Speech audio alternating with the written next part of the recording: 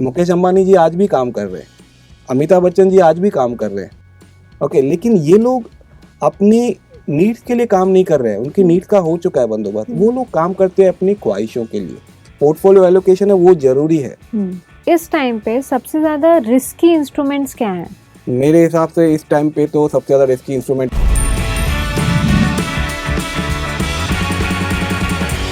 Elections का season चल रहा है and if you want to understand कि how to deal with investing and the markets right now, worry not.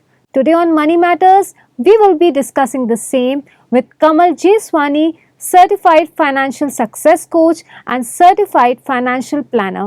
Welcome to Money Matters. Markets काफ़ी volatile रहे हैं, in the recent times. How to deal with that? Is this due to the elections? Elections का time volatility तो होनी ही है, okay. तो जो लोगों के भी अगर इसमें हम देखेंगे, आपके इन्वेस्टमेंट कहाँ पर हैं आपको पहले वो देखना है। आपके इन्वेस्टमेंट्स अगर कोई भी सिक्योर्ड ऑप्शन में है तो आपको तो टेंशन नहीं है, वो मैनेज हो जाएगा। अगर आपने इन्वेस्टमेंट्स इक्विटी मार्केट में किया हुआ है, आपको देखना है कि आप एक इन्वेस्टर हो या ट्रेडर हो। बिकॉज ट्रेडर्स के लिए वॉलेटिलिटी जो रहती है वो बहुत अच्छी भी होती है या बुरी भी होती है, डिपेंडिंग ऑन उनके डिसीजंस, उनका विजडम कैसा है, ओके। लेकिन जो इन्वेस्टर्स हैं, अगर आप लॉन्ग टर्म इन्वेस्टर्स हो तो इलेक्शन का आपको कोई टेंशन नहीं लेना है, क्योंकि इलेक्शन जो है, इलेक्शन समझ लो एक बारिश है। आपने लिया हुआ है 10 साल के लिए इन्वेस्टमेंट, बीच में एक बारिश का सीज़न आया तो उसमें आपको इम्पैक्ट नहीं होने वाला है। लेकिन हाँ, जो ट्रेडर्स हैं उनको इम्पैक्ट होगा। तो ये जो है ये उस समय के लिए होता है, शॉर्ट टर्म के लिए होता है।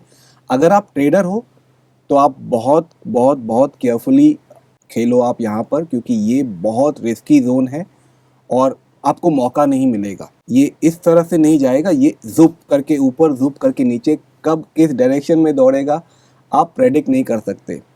इनफैक्ट हर इलेक्शन के बाद लोगों ने देखा है कि जो लोग उस साइकिल को सर्वाइव कर जाते हैं, they make good returns usually. Mostly इस टाइम पे जब लोग प्रेडिक्ट करते हैं कि कोई पर्टिकुलर गवर्नमेंट आने वाली है, लोग ये प्रेडिक्ट करते हैं कि उसके बाद ऑफ कोर्स शेयर मार्केट ऊपर जाएंगे और हमें मुनाफा होगा। क्या ये सही तरीका है एक क्विक रिटर्न बनाने का, या फिर it's better to play safe?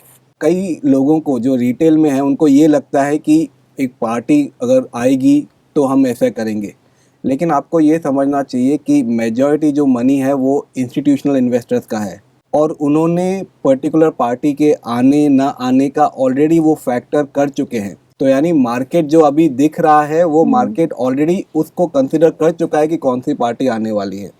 अगर रिजल्ट उसके ऑपोजिट आया तो बहुत बड़ा करेक्शन हो सकता है, ओके। अदरवाइज इतना इम्पैक्ट नहीं होगा। तो कई लोग क्या करते हैं, इलेक्शन के रिजल्ट के बाद इन्वेस्ट करने जाते हैं कि अरे अभी ये रिजल्ट आया अब तो बढ़ेगा मार्केट। वो टेम्पररी होता है, वो रिटेल के ऊपर हो रहा है तो उसमें बहुत ही ज़्यादा वॉलेटिलिटी होगी। तो आपको, अगर आप अपने आप को इन्वेस्टर मानते हो तो इन्वेस्टर ये शॉर्ट टर्म की चीज़ों में घबराता नहीं है, क्योंकि उसने जो भी इन्वेस्ट किया हुआ है वो एक प्लानिंग के हिसाब से, एक गोल के हिसाब से किया हुआ है। लेकिन अगर आप ये मानते हो कि आपको अगले 1-2 साल के अंदर पैसा चाहिए और आपका ऑलरेडी फंड अच्छा परफॉर्मेंस आपको दे रहा है, आपको उस गोल के लिए अगर आपने पैसा मार्केट में ही रखा तो 2 साल में मार्केट का क्या होगा किसी को नहीं पता, और शायद उस समय आपको फिर पैसा आप लॉस में निकालना पड़े या नहीं निकाल पाओ। तो अगर आपको अगले 1-2 साल का ही गोल है तो एटलीस्ट उतना पैसा आप निकाल के साइड में कर दीजिए, किसी भी सिक्योर जगह पे रख दीजिए। अगर हम फोकस करें लॉन्ग टर्म पे, और बिकॉज मार्केट का नेचर ही होता है ऊपर नीचे जाना always, how would you define a good investment portfolio strategy which can absorb the risk and the volatility of the market? इस पे मैंने एक मॉडल बनाया था which is called PNG model. तो उसमें पोर्टफोलियो कैसे बनता है कि आपको 3 तरह की जो है रिक्वायरमेंट्स होती हैं। एक होती है प्रोटेक्शन रिक्वायरमेंट, जो आपकी एग्जिस्टिंग वेल्थ को प्रोटेक्ट करे, और दूसरा होता है आपकी ज़रूरतों की प्लानिंग, नीड्स प्लानिंग, PN, और तीसरा होता है आपकी वेल्थ को ग्रो करने के लिए। और इसको सीक्वेंस में ही फॉलो करना है। पहले आपने जितना भी वेल्थ कमाया उसको प्रोटेक्ट करना है। उसके लिए आपके पास इमरजेंसी फंड होना चाहिए, क्योंकि जिनके पास इमरजेंसी फंड नहीं होता है वो मार्केट से हाई इंटरेस्ट पे पैसे उठा लेते हैं। इमरजेंसी फंड के अलावा आपके जितने भी इंश्योरेंसेज आ गए, health insurance, life insurance, personal accidental cover, professional indemnity cover, travel insurance, car insurance, bike insurance, factory insurance, ये सारे इंश्योरेंसेज क्या करते हैं, आपने जितना कमाया है अगर कोई भी ऐसा कोई सिचुएशन आ गया तो उसको आपको वो प्रोटेक्ट कर लेते हैं। तो आपका पोर्टफोलियो में आपके पास वो भी होना चाहिए, थोड़े इंश्योरेंसेज, इमरजेंसी फंड भी होना चाहिए।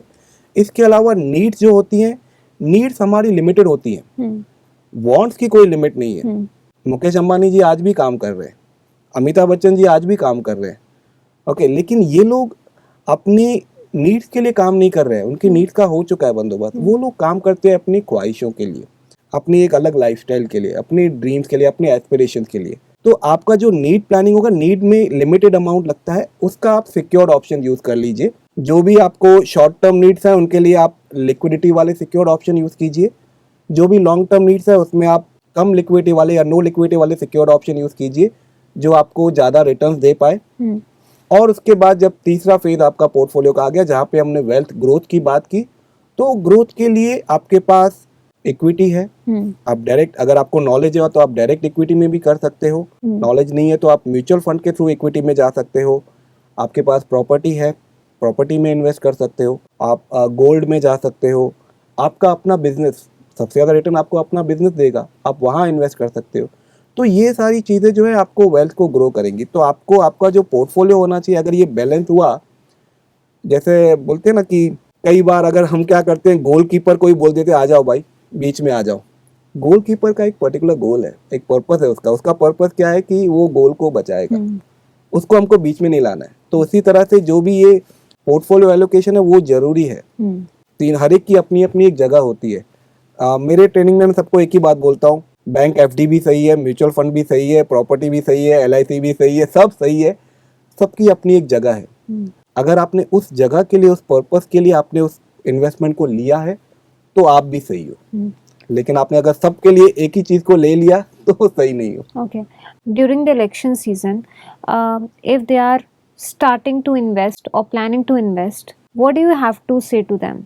आप उनको क्या एडवाइस करोगे? अगर उन्होंने कभी भी म्यूचुअल फंड में नहीं किया है तो मेरी एडवाइस यही है कि आप बेटर थोड़े पैसे साइड में रख लो, ये कुछ महीनों को, 1-2 महीने को निकल जाने दो। Not only mutual funds but in general also. In general तो आपको पैसा जो है आप बैंक एफडी में भी रख सकते हो, बिकॉज जब मार्केट में करेक्शन आती है तो वो एक राइट टाइम होता है एंट्री करने का।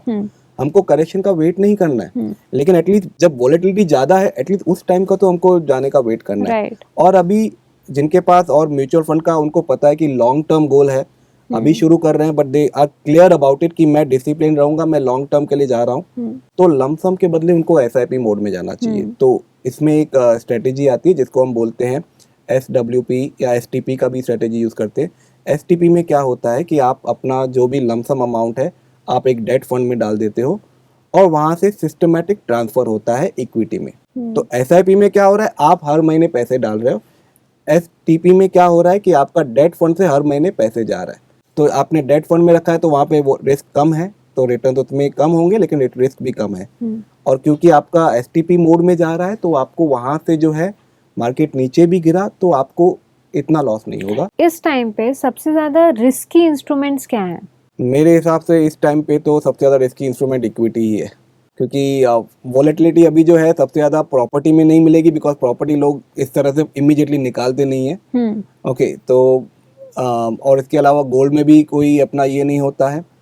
Equity would be the riskier instrument at this point of time, and risk does not mean loss, risk means risk. There can be profit, there can be loss.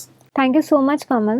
Most Thank you so much, and I'm sure कि through your advice, people will be able to invest in a much better way during this volatile period of elections. So thank you so much for being a part of Money Matters. Thank you. And you wonderful people, for more such knowledge and advices on everything around finance and money, stay tuned to Money Matters. Subscribe to Midday India. Get direct notifications on all our videos by clicking on the bell icon.